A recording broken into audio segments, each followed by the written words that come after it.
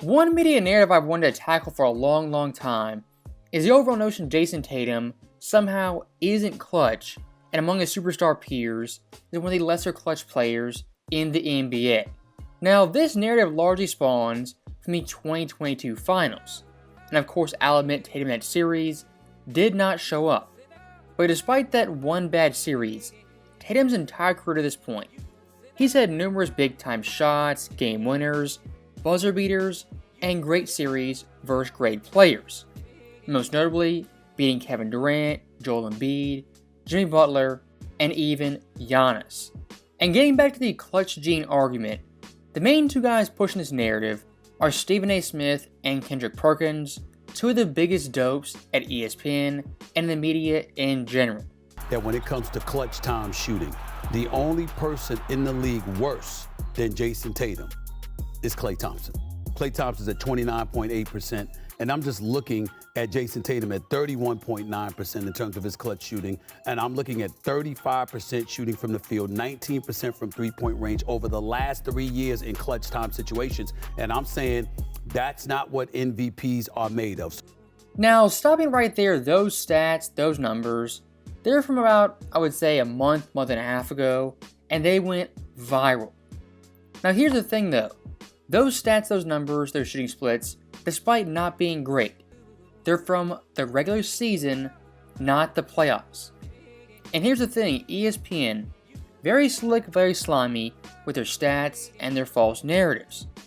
As looking at Tatum in the playoffs for the exact same clutch shooting stats, 2023, 2.8 points per game, ranked 5th in the NBA. Field goal percentage, 44.4. 2022, he ranked 10th in clutch time scoring at exactly 50%. And then in 2021, a small one-game sample size, shot 100% and averaged 2.0 points per game. If you combine those past 3 years in the NBA playoffs where it matters most, Tatum's clutch time stats, 46 total points on 48.1% shooting. Pretty damn good. And for comparison, look at someone like Kevin Durant in the exact same time period. 38 points on sub 40% shooting. LeBron James, 17 points on sub 30% shooting, and Luka Doncic, 15 points on barely above 31% shooting. Isn't it kind of funny how ESPN, when it comes to clutch time stats for Jayson Tatum, they look at the regular season and not the postseason? I mean, it's almost like the media is trying to paint Tatum in a false light that he's not clutch and has had big time moments in the postseason. And speaking of that, here's Kendrick Perkins from less than 24 hours ago saying just that.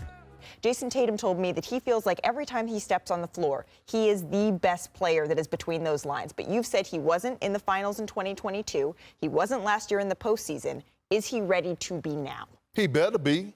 And for him to say he's the best player, don't you have to be clutch? Now, hearing Perkins say that, it just drives me up a wall. Because Tatum so far in his career has had numerous signature moments in the playoffs. And compared to some of his peers who are kind of the same tier, they're being debated with Tatum, like an Edwards, SGA, a Brunson, even Butler. I would say compared to those guys, Tatum already has more big-time clutch moments in the postseason. I mean, look at last year, Game 6 in Philly, facing elimination down 3-2. In the fourth quarter, had a game-high 16 points on 50% shooting with 4 threes. Tatum in the fourth quarter outscored Philly by himself. And of course, Game 7 versus so-called MVP dropped 51, an NBA record for Game 7. Going back to 2022, the first round Game 1 versus Brooklyn, a game-winning buzzer beater layup to go up 1-0 in the series. The second round versus the Bucks, again a Game 6 down 3-2, had 46 points in Milwaukee versus the defending champions, including 16 in the fourth quarter. Then looking at the East Finals, Game 7 fourth quarter, the stakes at their highest. Tatum, a game-high 7 points on 70% shooting. Tatum in that Game 7 in the fourth quarter outplayed and beat Jimmy Butler, who's regarded as one of the most clutch players in the league. And speaking of Butler, one thing that just drives me insane is how Jimmy is viewed as this guy, a fourth quarter killer, this clutch monster who can't be stopped. But then someone like Tatum is kind of viewed as a choker, he waffles in the clutch, isn't that guy to win a big game. I mean, the disparity in narrative in these two players, it doesn't reflect reality in the overall numbers and their performances.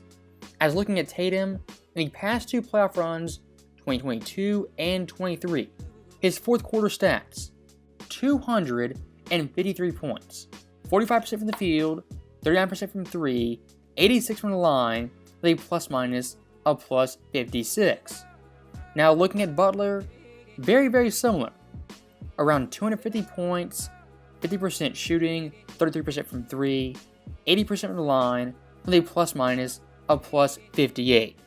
The false narratives surrounding Tatum in the clutch, they really are fascinating, as this dude really since day one has overachieved, as back in 2018, as a rookie, made Game 7 of the East Finals.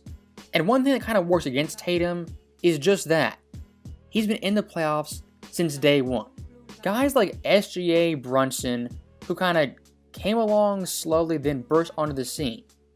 Their playoff resumes are barely even 25 games, if that, compared to someone like Tatum, who's played 95 already. Tatum's had his bumps and bruises and his big-time struggle moments. Those guys haven't had those moments yet, but at the very same time, also haven't had the big-time clutch games and great performances. Could they in the future? Undoubtedly.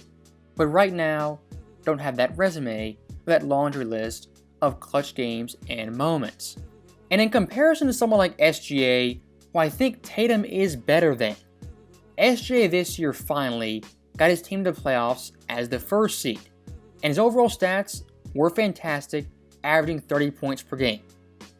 But Tatum just last year, he did the exact same thing.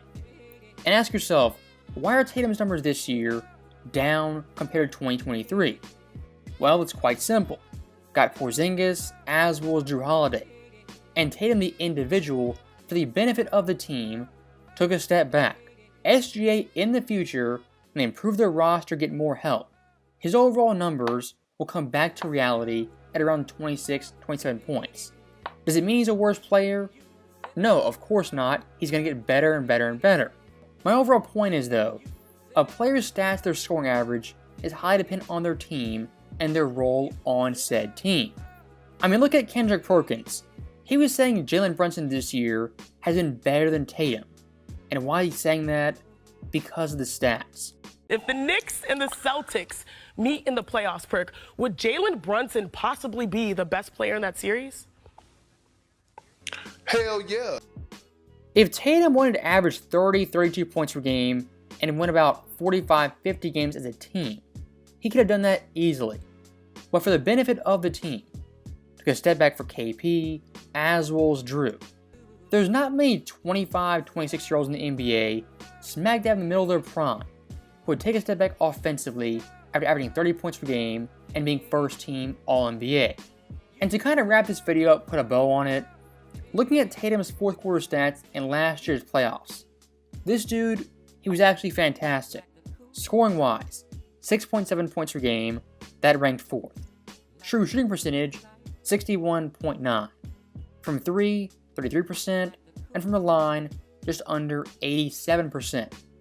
And most impressive to me, only averaged 0.2 turnovers, which ranked first as the lowest among the top 20 scorers in fourth quarter points. The entire Tatum clutch narrative, he's a choke artist, I really don't buy that based on the evidence. Again, he's had bad moments, bad games, even bad series. I mean, 2022, it was pretty horrific. But someone like Butler, just last year, had a finals eerily similar. But for some reason, Jimmy kind of gets a pass, it's overlooked, and not talked about. And if you don't believe me, look at 2021. Jimmy versus the Bucks, for a so-called superstar, had one of the worst series I've ever seen. And when talking Butler versus Tatum, Butler being an elite player, that series is just never brought up and it's downright ignored. So that right there is the end of the video. And again, Tatum in my book, a borderline top 5 player, better than SGA and Edwards, and especially Brunson and Jimmy. As always, thank you guys for watching, hope you enjoyed it. I'll see you next time.